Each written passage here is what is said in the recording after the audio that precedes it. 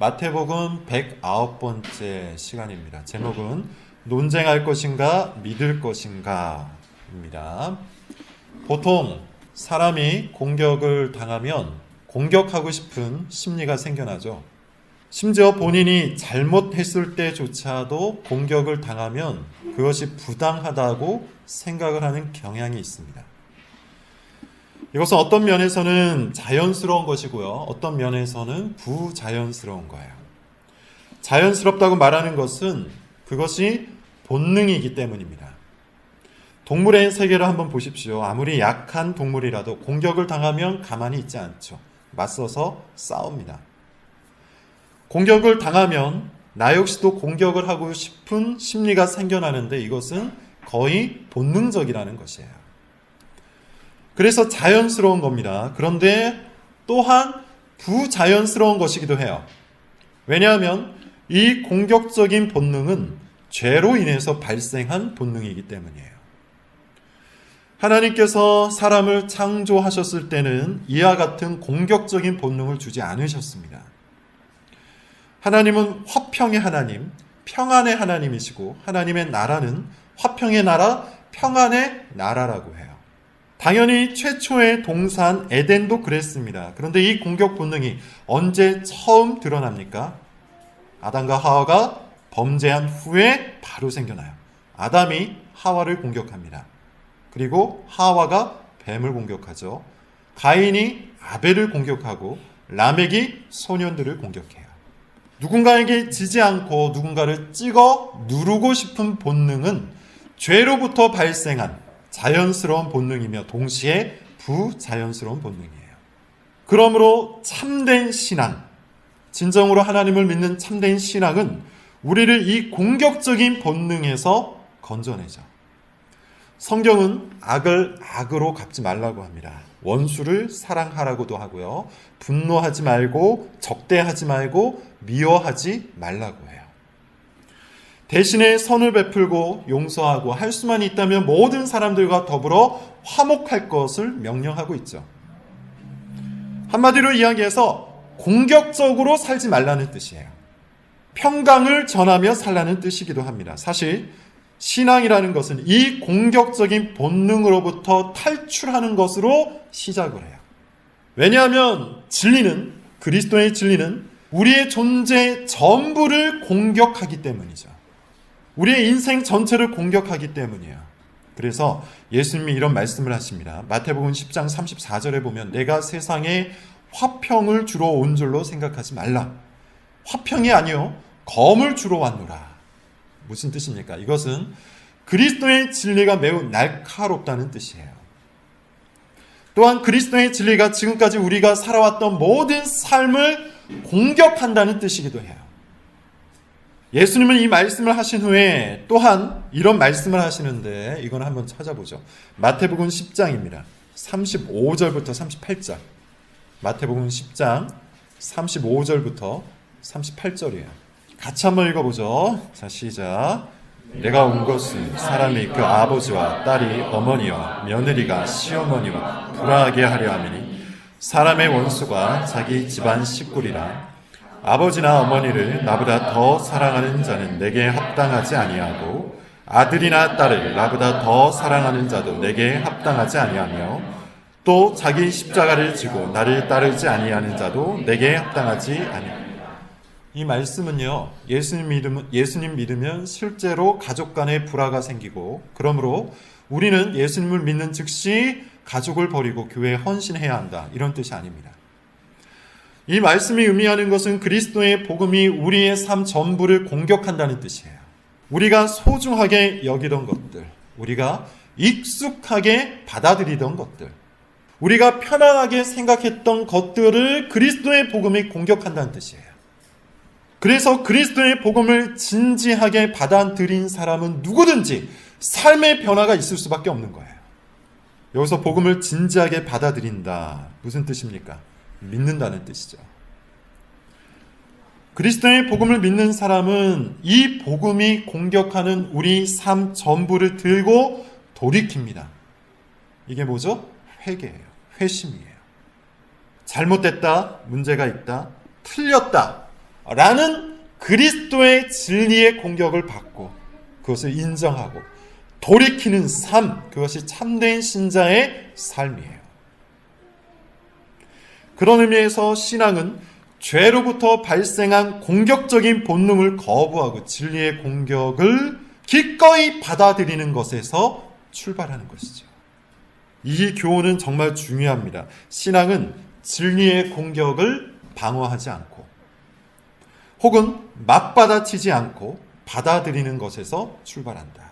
다시 한번, 신앙이라는 것은 진리의 공격을 방어하거나 맞받아치지 않고 그것을 받아들이는 것에서 출발한다. 물론 여러분, 순간순간 찾아오는 거부감이나 의심 등이 있을 수 있어요. 그런 모든 것들이 다 잘못됐다는 뜻은 아닙니다. 이런 것들은 믿음으로 가기 위한 과정일 수도 있어요. 우리는 이미 성도의 삶이 한순간에 변화되는 것이 아니라 아주 천천히 변화된다는 것을 배웠습니다. 이것을 점진적 성화라고 하죠. 예수님을 믿었다고 해서 성경의 모든 교훈들이 다 이해가 되고 다 받아들여지는 것도 아니에요.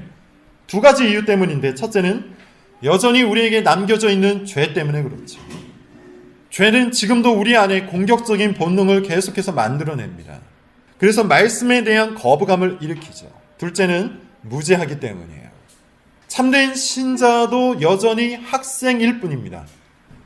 우리는 하나님 앞에 서기 전까지 완전한 지식을 얻을 수가 없어요. 그래서 성경의 교훈들이 완벽하게 이해되지 않을 수 있습니다. 그러므로 거부감이 생겨나고 의심이 생겨나는 것은 어느 정도 자연스러운 과정이에요.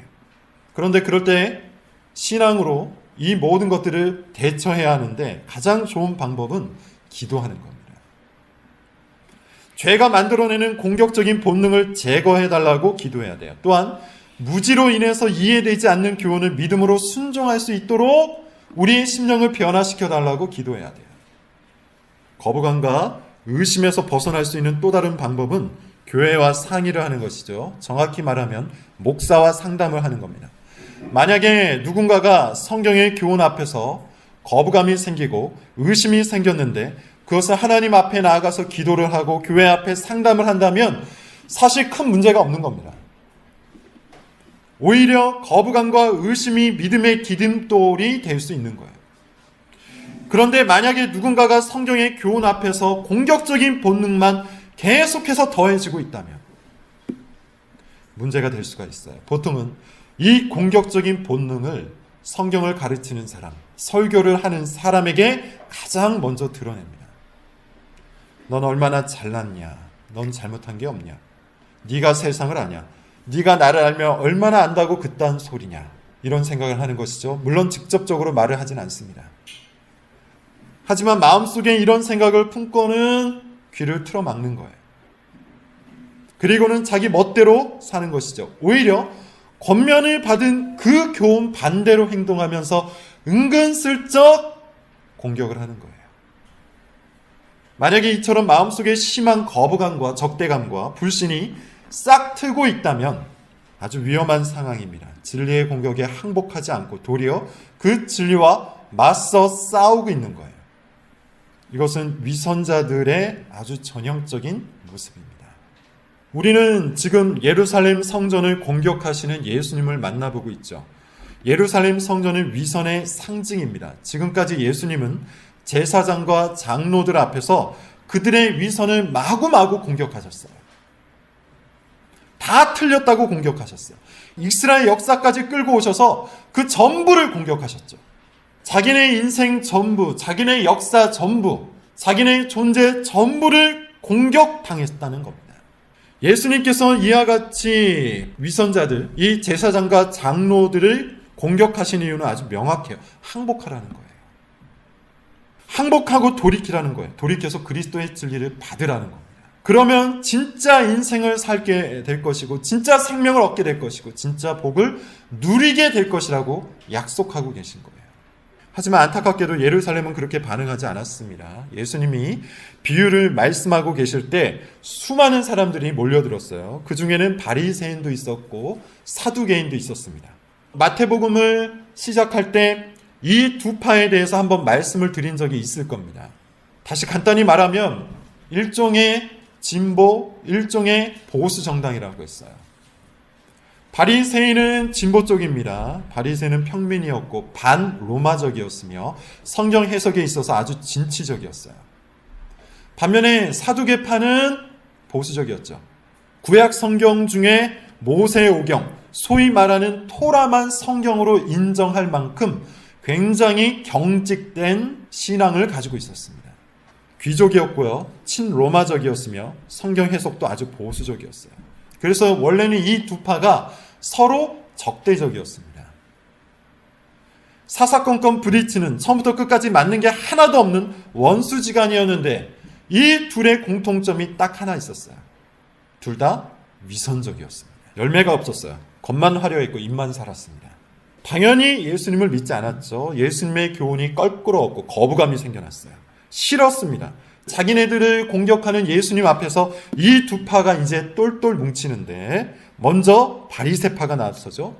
15절을 같이 한번 읽어볼까요? 15절입니다. 오늘 본문 시작.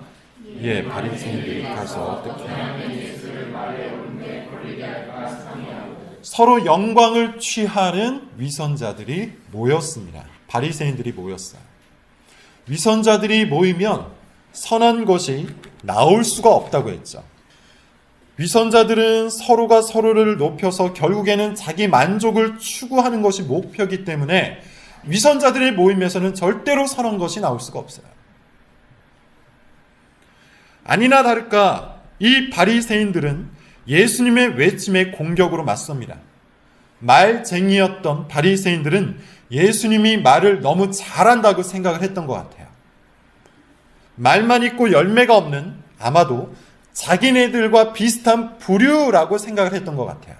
모 눈에는 뭐만 보인다는 말이 딱 맞는 상황이에요. 그래서 말의 올무, 말로 함정을 파고자 했습니다.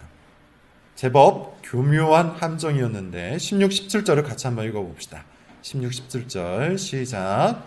자기 제자들을 헤롯 당원들과 함께 예수께 보내어 말하되 선생님이여 우리가 아노니 당신은 참되시고 진리로 하나님의 도를 가르치시며 아무도 꺼리는 일이 없으시니 이는 사람을 외모로 보지 아니하심이니라.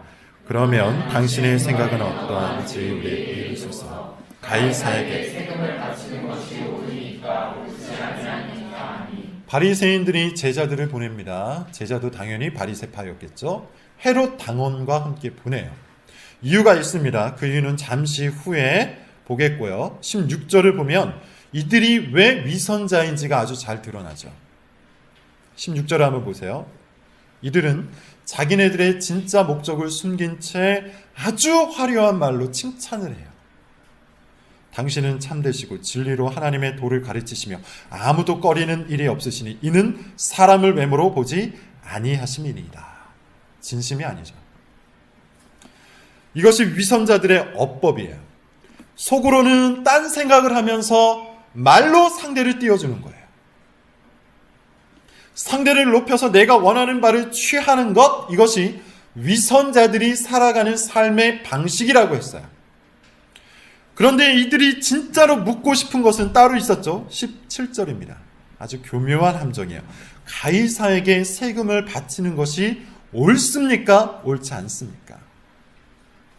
이것이 왜 교묘한 함정일까요? 당시 유대인들은 세금을 두 군데다 냈습니다.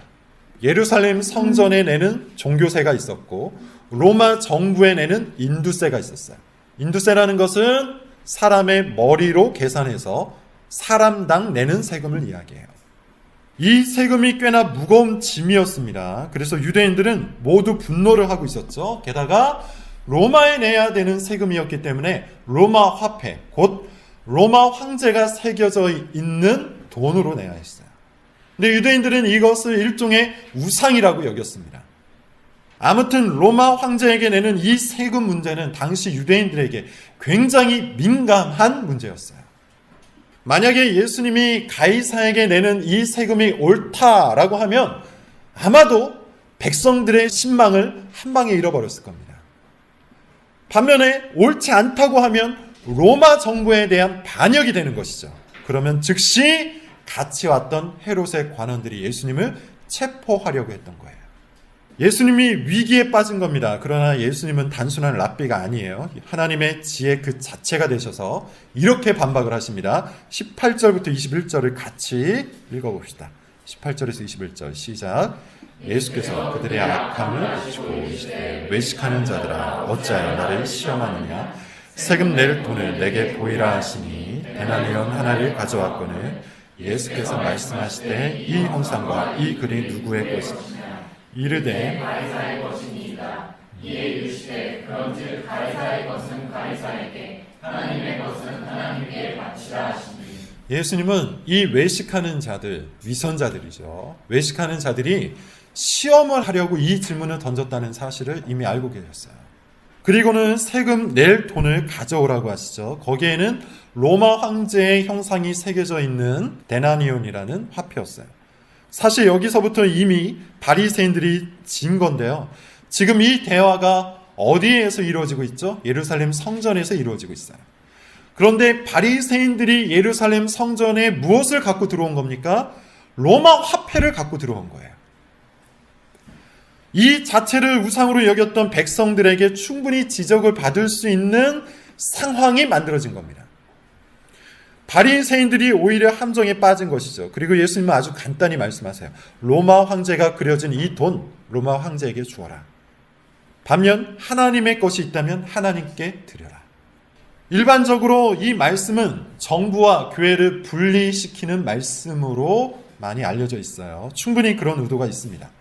우리는 이 말씀을 근거로 해서 국가에 내는 세금, 곧 납세의 의무를 성실히 해야 돼요. 국가 체제를 부정하거나 불법적으로 세금을 줄이려고 해서는 안 됩니다. 본문에는 그런 교훈이 충분히 있어요. 하지만 본문 전체 맥락상 그것보다 훨씬 더 중요한 교훈이 있죠. 바리새인들이 말의 함정을 파놓은 이유, 그것이 훨씬 더 중요해요. 바리새인들은 왜 이런 논쟁을 일으킨 겁니까? 예수님을 믿고 싶은데 마음속에 거부감과 의심이 있어서 그것을 해소시키고자 이 질문을 던진 겁니까? 그게 아니죠. 공격을 받았으니 공격을 하고자 한 거예요. 예수님께서 자기네 인생 전부를 부정하셨으니 마음속에 공격적인 본능이 생겨난 겁니다. 그래서 예수님을 부정하기 위해 이 논쟁을 일으킨 거예요. 공격에 공격으로 맞선 것이죠. 이것이 외식하는 자들의 특징입니다. 위선자들의 특징이에요. 위선자의 가장 커다란 특징, 뭐라고 했죠? 회개하지 않아요. 위선자들은 절대로 회개하지 않아요. 지난주에 그런 말씀을 드렸습니다. 위선은 일종의 구원론이다. 이유가 뭐였습니까? 구원론이라는 것은 죄를 다루는 방식인데 위선은 죄를 숨겨서 죄가 없는 것처럼 하는 인위적인 구원론이에요. 그러므로 죄를 드러내고 죄를 인정하고 죄의 용서를 구하는 방식, 곧 회개를 절대로 하지 않죠. 그것이 무엇인지도 몰라요. 바리새인들은 예수님의 정확한 공격에 항복을 하고 돌이켜 회개한 것이 아니라 화를 냈습니다. 두 아들 비유, 포도원 비유, 혼인잔치 비유를 듣고 마음을 찢고 돌이킨 게 아니라 오히려 마음을 더 완고하게 해서 예수님을 공격한 거예요. 화를 낸 겁니다. 그들은 결코 자기네가 틀렸다는 생각을 한 번도 한 적이 없기 때문이에요. 자기들의 행동, 자기들의 신념, 자기들의 경험, 자기들의 판단, 자기들의 신앙, 그 어떤 것도 틀렸다는 생각을 하지 않았어요. 아마 이 정도 생각은 했을 거예요. 약간 잘못했다. 뭔가 초점이 다른 쪽으로 옮겨갔다. 이 정도 생각은 했을 겁니다. 하지만 자신의 전부가 틀렸다는 생각은 하지 않았어요. 인생 전부를 하나님께로 돌이켜야 한다는 생각도 하지 않았어요. 그러니 예수님의 말씀이 불편한 것이죠. 거북스러운 겁니다. 싫은 거예요. 이럴 때 나오는 반응은 당연히 공격적인 반응 외에는 없어요. 바리새인들이 물러갔습니다. 물론 항복을 한 것은 아니죠. 준비한 공격이 끝났기 때문에 물러갔을 뿐이에요. 이제 그들의 경쟁자 사두개인들이 등장을 하죠. 23절이에요. 같이 한번 읽어봅시다. 23절 시작. 부활이 없다 하는 사두개인들이 그날 예수께 와서 사두개인들은 부활을 부정했습니다. 이유는 딱 한 가지, 모세오경에는 그런 사상이 나오지 않기 때문이라는 거예요. 이 사두개파들은요, 굉장히 현세적인 신앙을 가지고 있었어요. 내세를 부정했어요. 그래서 돈과 권력에 집착을 했습니다. 당연한 거예요. 부활이 없다, 내세가 없다, 천국이 없다, 죽음 이후에 세상이 없다. 이것을 믿는 사람들은, 내세가 없다고 생각하는 사람들은 현세에 집착해서 돈을 추구하고 권력을 추구하는 삶을 살 수밖에 없죠. 이 세상이 전부인데 그렇게 사는 게 당연하고 마땅한 거예요. 하나님이 약속하신 바로 이 땅에서 부유하게 사는 것, 이것이 사두개파 사람들이 붙들고 있었던 신앙의 전부였습니다. 그들 역시 예수님을 함정에 빠뜨리고자 했는데요, 바리새인들은 항상 공경에 빠뜨렸던 바로 그 질문을 던져요. 아마도 예수님이 제대로 답변하지 못할 거라고 생각을 했던 것 같습니다. 자신만만하게 예수님께 퀴즈를 내요. 24절부터 28절입니다. 조금 길지만 다 같이 한번 읽어봅시다. 시작. 선생님이여, 모세가 이르렀을 때 사람이 만일 자식이 없이 죽으면 그 동생이 그 아내에게 장가들어 어머니에 하여 상속자를 세울지니라 하였나이다.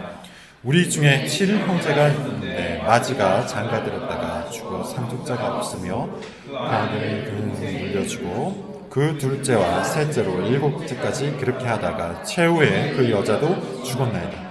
그런즉 그들이 다 그를 취하였으니 구할 때에 마찬가지예요. 궁금해서 물어보는 것이 아닙니다. 이 이야기는 소위 말하는 수원법을 근거로 하고 있는 질문이에요. 이 수원법이라는 율법은 원래 여자들을 지켜주기 위한 것이었습니다. 자녀 없이 남편이 죽게 되면 자기 남편의 전 재산이 다른 친척에게 넘어가게 되어 있어요. 그것이 당시의 관습법이에요. 그러면 졸지에 이 여자는 어떻게 되죠? 남편도 잃고 전 재산도 잃는 거예요. 따라서 남편의 형제 중에 누군가가 이 여성과 결혼을 해서 자녀를 낳아주면 이제 그 자녀에게 원래 남편의 재산을 물려줄 수 있게 되는 겁니다. 그리고 이 여성은 자녀가 다 클 때까지 그 재산을 관리하면서 살 수가 있는 것이죠. 이것이 수원법의 원래 목적이에요. 그런데 사두개인들은 이 수원법을 근거로 해서 몇 가지 가정을 두죠. 만약에 첫째가 죽어요. 그러면 이제 둘째가 이 여성과 결혼을 합니다. 근데 둘째도 죽을 수가 있잖아요. 그래서 셋째랑 결혼을 했는데 셋째도 죽어요. 근데 셋째도 죽고 넷째도 죽고 다섯째도 죽고 7째까지 다 죽습니다. 비슷한 이야기가 창세기 38장에 나옵니다. 유다의 장자 엘이라는 사람이 있었는데 엘이 다말과 결혼을 해요. 근데 엘이 죽어요. 수원법에 의해서 유다가 둘째 아들에게 다말을 줍니다. 둘째 아들은 오난이었어요. 근데 이 오난도 죽죠? 그래서 셋째와 결혼을 하려고 기다리고 있었는데 유다가 셋째를 주지 않죠. 마치 그런 것처럼 여러 번 결혼을 한 사람이 부활을 해서 다시 살아나게 되면 도대체 이 여성은 누구의 아내가 될 것인가? 이것이 사두개파 사람들이 던진 질문인 거예요. 다말은 엘과도 결혼을 했고 오난과도 결혼을 했고 나중에 보면 유다와도 결혼을 하는데 부활 후에 이 다말이라는 여자는 도대체 누구의 아내인 것인가? 어려운 질문이죠. 사두개인들의 논리를 따르면 만약에 부활이 있어서 정말 그런 일이 벌어진다면 이거야말로 비윤리적인 막장 드라마라는 거예요. 바리새인들은 이 공격을 제대로 대처하지 못했습니다. 그래서 사두개파 사람들은 이 질문을 던져놓고 항상 의기양양해했어요. 이번에도 그럴 줄 알았습니다. 그런데 예수님은 그냥 랍비가 아니시죠. 29절부터 32절입니다. 이렇게 답변을 하세요. 자, 시작. 예수께서 대답하여 이르시되 너희가 성경도 하나님의 능력도 알지 못하는고 왜 부활 때에는 장가도 아니고 십도 아니하고 하늘에 있는 천사들과 같으니라. 죽은 자의 부활을 논할진대 하나님이 너희에게 말씀하신 바 나는 아브라함의 하나님 이삭의 하나님 야곱의 하나님이로라 하신 것을 읽어보죠. 하나님은 죽은 자의 하나님이 아니요 살아있는 자의 하나님이시라 하시니. 예수님께서 아주 간단히 말씀하세요. 이렇게 말씀하시는 거예요. 너희가 정말 무지하구나. 너희가 정말 무식하구나. 무지하면 겸손해야 하는데 오히려 교만하구나. 부활 때에는 결혼이라는 제도가 사라진다. 그때에는 천사들과 같이 모든 사람들이 홀로 지낼 것이다. 이렇게 말씀하셨어요. 이 말씀은 사실 놀랄 만한 말씀이에요. 그 누구도 천국을 본 적이 없기 때문에 천국의 제도를 알지 못했죠. 그런데 예수님은 당연히 그 나라를 알고 계세요. 그래서 정확히 말씀을 해주시는 겁니다. 그 나라, 그때에는 결혼이라는 제도가 없습니다. 자, 마찬가지로 여기에도 결혼과 관련한 교훈이 숨어 있어요. 그런데 문맥상 좀 더 중요한 교훈이 있습니다. 사두개인들의 공격 본능이에요. 그들 역시 예수님을 믿고자 이 질문을 던진 게 아니에요. 예수님을 공격하기 위해 최소한 예수님을 자기네처럼 만들기 위해 이 질문을 던진 겁니다. 그런데 예수님께서 이와 같이 반박을 하신 거예요. 여러분, 결론입니다. 바리새인과 사두개인은 자기들이 가지고 있는 최고의 비기를 가지고 예수님을 공격했어요. 그렇게 한 이유가 중요하죠. 자기들을 보호하기 위해 그렇게 한 거예요. 더 정확히 말하면 지금 현재 자기네들에게 익숙한 그것을 지키기 위해, 자기들을 편안하게 해주는 그것을 지키기 위해, 자기들을 만족시키는 바로 그것을 지키기 위해서 공격을 한 겁니다. 자기들의 인생, 자기들의 습관, 자기들의 생각, 자기들의 야망을 지키기 위해 예수님의 진리를 공격한 거예요. 기꺼이 예수님을 공격했다는 겁니다. 이것이 위선의 특징이에요. 반면 믿음의 특징은 뭡니까? 자기들이 자기들을 보호하기 위해 위선이라는 거짓 종교를 붙들지 않고 하나님께서 우리를 보호해 주시기를 요청하는 것, 그게 믿음이에요. 그래서 기꺼이 진리의 공격을 받아들이죠. 기꺼이 자기를 부인하죠. 우리에게 익숙한 것들을 꺼내놓고 진리의 공격을 받도록 노출시킵니다. 내 습관, 내 신념, 나의 인생, 나의 경험까지 그리스도가 미워하는 것이라면 나도 기꺼이 미워할 준비를 하는 거예요. 믿음은 나 자신을 불신하고 하나님을 무한히 신뢰하는 겁니다. 내 손으로 내 인생을 지킬 수 있다는 이 어리석은 생각을 뱉어내고 하나님만이 내 인생을 복되게 하실 수 있음을 진정으로 믿는 것이 믿음이에요. 그러므로 여러분, 이제 우리가 할 일은 이 진리의 공격 앞에 겸손하게 서는 겁니다. 겸손하게 서는 거예요. 그것은 두려운 일입니다. 발가 벗겨지는 일이에요. 거북한 일이에요. 그러나 하나님을 믿고 스스로 자기 자신을 발가 벗길 수 있다면, 위선의 장막을 걷어낼 수 있다면 그것만큼 복된 일이 없습니다. 그 자체가 회개이기 때문이에요. 나를 지키기 위한 나의 노력을 속히 벗어나십시오. 나를 지키기 위한 하나님의 노력을 신뢰하십시오. 믿음이 여러분을 살립니다. 믿음이 여러분을 행복하게 만들고 여러분을 변화시킵니다. 하나님은 그 믿음을 우리에게 지금도 요청하고 계세요. 믿음만이 하나님의 선물을 받을 수 있는 유일한 통로이기 때문이에요. 우리 교회가 정말 믿음이 있는 교회가 될 수 있기를 바랍니다.